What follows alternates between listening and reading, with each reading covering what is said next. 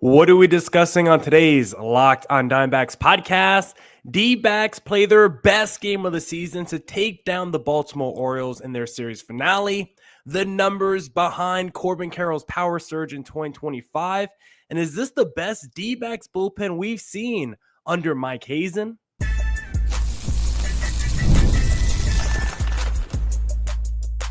You are Locked on Diamondbacks, your daily Arizona Diamondbacks podcast, part of the Locked On Podcast Network, your team every day. Welcome into the Locked on Diamondbacks podcast, part of the Locked On Podcast Network, your team every day. You're listening to who? The always charismatic host of this podcast, Millard Thomas, multimedia journalist, and I'm a graphic designer. So please go check out my website, millardthomas24.myportfolio.com. On there you can see all my latest work, from my packages to my articles to my photos and my graphic design. On today's Locked on Diamondbacks podcast, we're going to be breaking down that series finale over the Baltimore Orioles, discuss what has led to Corbin Carroll's power season in 2025, and is this the best bullpen Mike Hazen has ever put together? Breaking it all down on today's Locked on Diamondbacks podcast, but first I want to say thank you for making Locked on Diamondbacks your first listen every day. I would not be able to do this podcast without you, my loyal listeners, sharing, subscribing, reviewing, doing all that so I could do this podcast for you. Thank you. It's free. It's available on all platforms, so please continue to tell your friends. And one of those platforms is YouTube. If you're watching this live on YouTube, thank you. We've been going live after Dbacks game, so follow me on Twitter at CareerThomas24, or look up Locked on Diamondbacks, both Twitter and Instagram, so you can always stay up to date when I go live, because I want this to be an interactive show. So whenever you watch, drop comments down in the YouTube section, and we'll read them as the show progresses. But now let's get into the Locked on Diamondbacks podcast. All right, let's get into the podcast and let's discuss that series finale for the D-backs. They take down the Baltimore Orioles 9-0, and I believe this was the best game of the season by Arizona. You had elite pitching by Brandon Pfaadt, the bullpen, and of course, you got great offense with some power, some home runs. 9-0 shutout, first shutout of 2025 for Arizona. Bottom of the order, putting in work. And this was just a complete team effort by the D-backs. It didn't matter about the first base umpire or the whole crew in general, as they've tried to hold back Arizona in this series, tried to give runs to the Orioles whenever they can. But when you score 9 runs and you don't allow any, it doesn't really matter what the umpire calls. Brandon Pfaadt, fantastic in his start. We were discussing on yesterday's podcast, we love Brandon Pfaadt, but for him to go from good to great, to go from a mid-rotation starter to a frontline starter, he has to stop giving up home runs, stop giving up the long ball. And guess what? In today's game against the Baltimore Orioles, you know what Brandon Pfaadt did not do? He did not give up a home run in today's game. He actually looked fantastic. He worked quickly throughout the game. And the other thing that was really impressive from Pfaadt's start, not only did he not give up any home runs, he also broke the streak of 6 consecutive starts by D-backs pitcher giving up a run in the first inning. Brandon Pfaadt gets to the first inning unscathed and relatively unscathed throughout the whole game. Only 4 hits allowed, allows a couple walks, only 3 strikeouts, and that's probably like now the biggest weakness, the biggest flaw in Brandon Pfaadt's game. He's not getting enough strikeouts. He's not really putting away these hitters. That's the next evolution for Brandon Pfaadt in 2025. We saw today, you can mow down a lineup. You can go through 6 innings very strong without giving up home runs, without giving up earned runs. But can you now rack up the strikeouts? Can you add that little flash and flare? Because you could go 6 innings, no earned runs every start, and you probably still wouldn't win the Cy Young, because voters care about strikeouts so much more. I think they care about strikeouts more than actual earned runs allowed. So Brandon Pfaadt, this was a fantastic start to what you need to do if you want to really become a frontline starter in Major League Baseball. Give us more starts like we saw today. Limit the home runs, get a few more strikeouts, and you're well on your way. So absolutely love what we saw from Brandon Pfaadt today. And then, of course, the offense was fantastic by the D-backs. 4 home runs in this game. Corbin Carroll continues to slug away for Arizona. We'll discuss him more in segment number 2. We'll break down the numbers behind Corbin Carroll's power season in 2025. But if you look at his slash line after he went 2 for 4 with a home run today, 320 average, 424 OBP, and a 740 slugging. Corbin Carroll, again, 740 slugging. The ball is just flying off his bat right now. 5 home runs on the season, 4 doubles, and it's like he just incredible. Every time Corbin Carroll goes up to bat, all he needs is for the ball to leave the infield and it could turn into an extra base hit. We haven't really seen the speed in terms of steal attempts, but we've seen the speed going from first to second, of course, any run scoring opportunity. So Carroll's been fantastic this season, absolutely putting the offense on his back. Back-to-back home runs by Pavin and Josh Naylor in the 5th inning. Pavin continues to crush it. Exit velo, hard hit percentage. The ball is flying off his bat. He had a huge double in this game today as well. Had the ground rule double in yesterday's game. Like, Pavin Smith, as the number 3 hitter for the D-backs, continues to crush it. He went 3 for 5 today, and now his slash line is 400, 486, 667. For reference, let me just look up Jock Peterson and what his slash line is so far this year. Oh, yeah, Jock Peterson is batting .094. He has a 341 OPS. Right now, Pavin Smith, filling in for Jock Peterson, has been a home run by the D-backs. Josh Naylor, also replacing Christian Walker. He's been fantastic offensively. I trust him so much with men on. Yes, he hits into a double play every now and then, but after today's game where he went 3 for 4, 3 ribbies, 340 average, 418 OBP, 511 slugging, Josh Naylor is also a monster. Can't forget, we also got the first hit of the season for Jake the Rake McCarthy. And you could just tell when he got to second base, he was saying some cuss words to himself because he was so happy. You could tell once he got back to the locker room, there was just such a weight lifted off his shoulders. So happy to see Jake McCarthy get his first hit, a double that is of 2025. Then also, Geraldo Perdomo had a home run today's game. Already has 2 home runs in 2025, had 3 home runs all of last season, and they all came in August. Of course, he did miss a lot of the season due to injury. So even if you look at 2023, it took Geraldo Perdomo 28 games to hit 2 home runs. I think he's done now in 12 or 13 games in 2025. So great job by this D-backs offense. Also, don't want to forget Tim Tawa had a great 2-run RBI in this game, or 2 RBI hit. I like Tim Tawa over Garrett Hampson. Hampson, very good at drawing walks, does absolutely nothing outside of that. So a late game pinch runner, or you just need a guy to get on base, sure, you could bring Hampson in for that moment. But in terms of who should be playing with Ketel Marte out, Tim Tawa, I know his defense might be a little bit more shaky compared to Garrett Hampson, but his bat just seems way more polished right now on the major league level. So I would even go Tim Tawa over Garrett Hampson in my lineup. Now I want to discuss Corbin Carroll and the numbers behind his power in 2025. We'll discuss that in segment number 2. But hey, if you're ever thinking about placing a wager down on a Corbin Carroll home run, then the best place to do that is going to be FanDuel, because the NBA playoffs are almost here, and FanDuel is giving new customers an incredible way to get in on the action. Right now, when you join FanDuel and place your first $5 bet, you'll get $250 in bonus bets if your bet wins.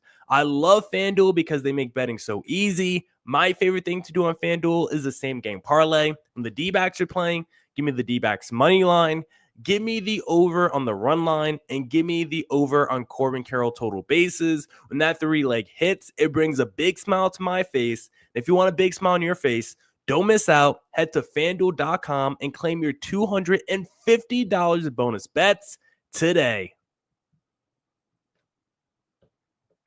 All right, back here on the Locked on Diamondbacks podcast, and now let's discuss Corbin Carroll and the numbers behind his power this season, because he has absolutely crushed the ball. We saw again today, he had another monster home run. He has a 740 slugging. Again, I have to say it.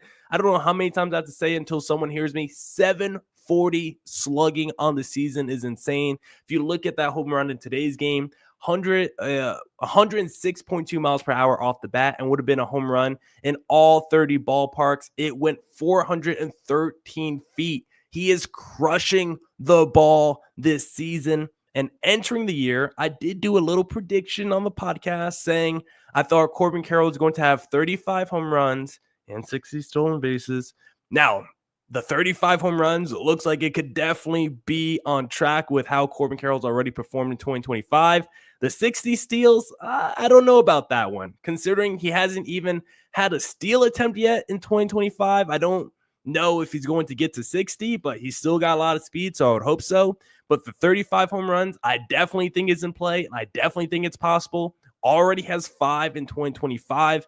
And like I always mention, if you take his first half of 2023 and his second half of 2024, that is a 35 home run season. So he has the potential to do it. It just, can he actually put it all together? Can he put together 2 halves of a season?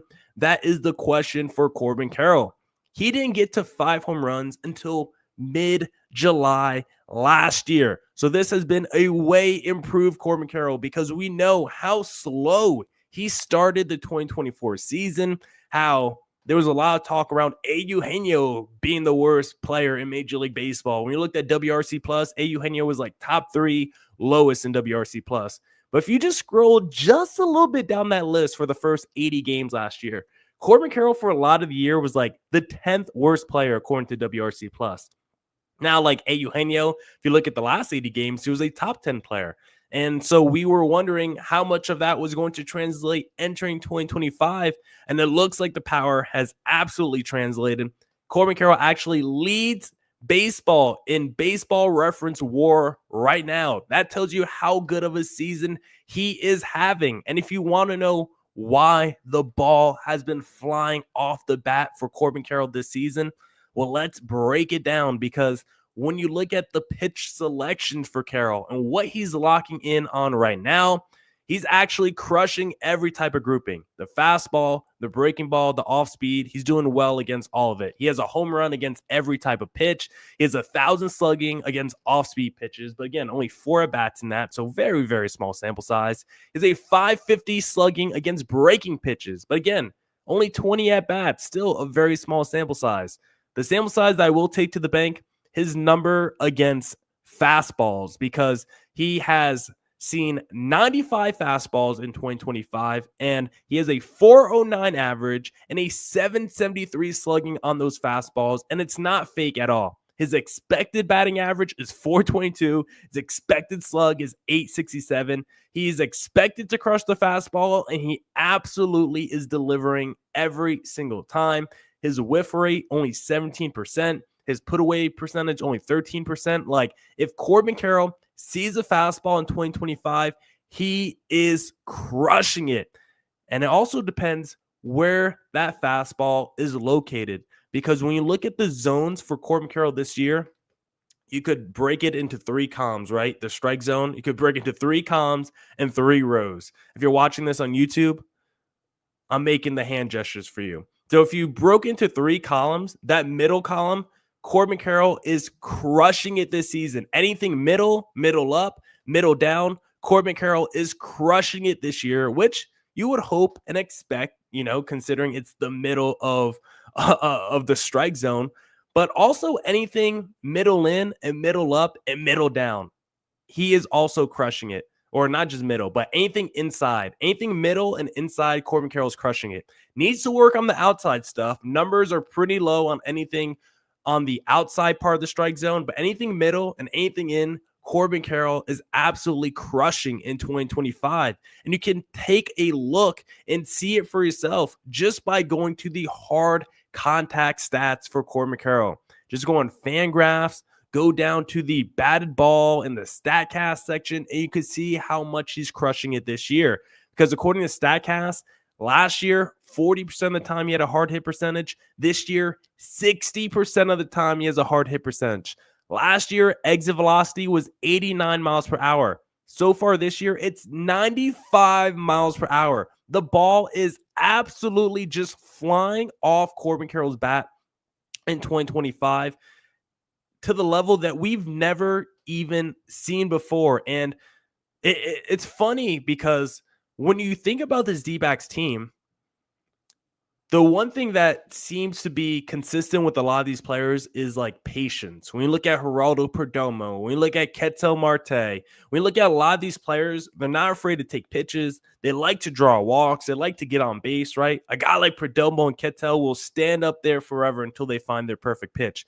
A guy like Corbin Carroll, he's kind of like the antithesis to the rest of the lineup because he goes up there and he hacks. The thing about Corbin Carroll in 2025, he is swinging at more pitches than ever before. He is not going out there and doing the Jerry, waiting for his pitch, making the pitcher work. Corbin Carroll likes to go up there and just flat out swing. When you actually look at the numbers for Corbin Carroll, the breakdown on his like just swinging stuff and how many pitches he's seeing per a plate appearance, Corbin Carroll this season is seeing way below his career norms of pitches per plate appearance. His career is 3.8 pitches per plate appearance. This season, it's down to 3.29. In his career, he has swung at 43% of the pitches he's seen. This season, it's over 50%, around 51%. And so he's swinging at more pitches than ever. His swing at strike percentage is higher than ever. But also his swing on strikes outside of the strike zone or just pitches outside the strike zone is higher than ever. He's also swinging at pitches in the strike zone more than ever. His contact percentage has lowered this season because he's just swinging at everything. Corbin Carroll's going up to the plate with one thing in mind. If I see a fastball, I'm going to swing. If I get a first pitch fastball, I'm not going to wait. I'm going to swing. Because when you think about the mentality of a pitcher, what do they want to do? They want to go ahead and counts, right? They want to establish their fastball early. That's what a lot of these pitchers like to do. And so because of that, Corbin Carroll knows they're going to try and throw strikes early. And so he's just waiting on that fastball. And if he sees it, he's crushing it in 2025. And so if Corbin Carroll keeps up the pace he's on, I think he will hit my 35 home run prediction. And even more importantly, I think he could finish higher than 5th in MVP voting like he did in 2023 as a rookie. This could be a season where Corbin Carroll, like Ketel Marte last year, finishes as an MVP finalist. And so I absolutely love the power surge we're seeing from Corbin Carroll. So much of last season, he was in the gutter. He had no power that first half of the season. He really struggled, turned it on in the second half, those last 80 games, and it seems to be continuing in 2025, which should make us all feel really good about Carroll's prospects for the rest of the 2025 season. So hopefully this power surge continues for the rest of the year. Now we'll discuss, is this the best bullpen Mike Hazen has ever put together? We'll break it down in segment number 3. But hey, if you're thinking about fueling your body, then what you need is some just ingredients, because when it comes to fueling your body, quality matters. That's why Just Ingredients is changing the game with clean, high-quality products designed to support better health and peak performance. Just Ingredients offers an NSF-certified line of protein powder, electrolytes, pre-workout, and creatine, all rigorously tested to ensure they're free from substances banned by major athletic organizations. Just Ingredients has also partnered with 2-time MVP Bryce Harper, who trusts their NSF-certified sports line to fuel his training and recovery. I love Just Ingredients because they prioritize good, clean, healthy ingredients without the artificial junk. I have this chocolate flavor right now, protein shake that's absolutely incredible. And I got this lime strawberry pre-workout, which wakes me up before the gym. I take that before the gym, take my little protein shake after, and I'm getting the gains. I mean, I don't know if you guys can see on the YouTube live stream. I'm starting to get a little swole over here, if I do say so myself. So if you want to get swole like your guy Millard Thomas, just visit justingredients.us. Use code LOCKEDONMLB for 20% off. And for more wellness tips, follow at just.ingredients on Instagram. All right, back here on the Locked on Diamondbacks podcast. And now let's discuss, Is this the best bullpen Mike Hazen has ever put together? Because I've been doing this Locked on Dbacks podcast now since 2020, took over the COVID shortened season. Hazen came in, I think, that 2017 season, right? And I think when you go year by year, I think it's pretty hard to find a bullpen better than the one that we see right now. Frog Fan on YouTube just said, what upside down world we are living in. The Padres and Giants are leading the league, and the D-backs and Dodgers are near the bottom. Yes, if you're talking about the division standings, if you guys take a look, Giants and Padres are tied for the division lead. Meanwhile, Dodgers third, D-backs fourth. But again, still so early in the season, I'm not worried at all about the D-backs record. Because when you got a bullpen like Arizona has, they're going to keep them in a lot of games. And I really like this D-backs bullpen like entering last season. I thought it was really good with Sewald. I was really high on entering 2024 with Ginkel and Ryan Thompson. Like, I thought last year was going to be the best D-backs bullpen during the Mike Hazen era because I felt really good about our 7-8-9 roles with Sewald, Ginkel, and Ryan Thompson. And then you got to mid-July and you're like, whoa, Sewald's terrible. And Ryan Thompson can't be a closer. And Ginkel can't be a closer either. Those guys need their defined roles. Even the year prior, when we got like Mark Melancon, I was really high. Even got like a little Ian Kennedy. I was like, oh, all right, not too bad. And of course, every single season, most of those bullpen guys have just been terrible, have just underwhelmed. The Scott McGuffs, the Miguel Castros, the Joaquin Sorias, the Tyler Clippards, like every guy who was way past his prime that we tried to convince ourselves was going to be good in a D-backs uniform, ultimately just wasn't. But in 2025, the D-backs actually have the perfect combination of dudes who are talented, dudes who have a high ceiling, high velocity arms, guys that could get people out via the ground out. Like, when I look at this D-backs bullpen, the thing that's different about it this year compared to past years is the versatility. There are just so many more ways this D-backs bullpen can get you out as opposed to years past. And we've talked a lot about the offense becoming more versatile over the last couple of years, right? Especially in 2024, when you added Jock Peterson and Grichuk, all of a sudden you went from a small ball, speed, chaos offense to one that could also hit for monster power. Now you look at this D-backs bullpen. In the past, it's been a lot of finesse, a lot of pitch to contact, get some ground balls. But now you got guys like Justin Martinez and AJ Puck that could just go out there and throw gas. But you also have the Ryan Thompsons and even like the Jalen Beeks who could induce some more ground balls. Like, right now, this D-backs bullpen is more versatile than ever. And you just look up and down, it's like, who don't you trust in this D-backs bullpen? AJ Puck, nasty setup, man. Double-digit strikeouts per 9 once again. Just don't put him in the 9th inning. For whatever reason, AJ Puck is not a closer. I love Puck. People keep telling me in my YouTube comment section, Puck needs to be the D-backs closer. No, he should not be. Some guys are elite when they're not in that 9th inning role. Just like Puck, just like Ginkel, just like Ryan Thompson, don't put him in the 9th. Jalen Beeks, we've seen a lot of Jalen Beeks this season, and rightfully so. He's been very good for the D-backs. A 0.6 whip entering today's game, a 1.2 ERA. Like, he's been fantastic for Arizona. Shelby Miller has been fantastic for Arizona as well. Justin Martinez is not allowed to earn run. Of course, he's always fantastic. He's got the best numbers across the board on this D-back squad. Joe Mantiply, he's the one that we have to watch out for. He's been a little shaky, but Ryan Nelson, outside of his first outing, fantastic. Bryce Jarvis, only one outing this season with earned runs allowed. Ryan Thompson, only one outing this season with earned runs allowed. Like, you go up and down, and there really hasn't been a game this year where you say, man, it was the bullpen that blew that game for the D-backs. We were up 3 runs entering whatever inning, the bullpen blew it.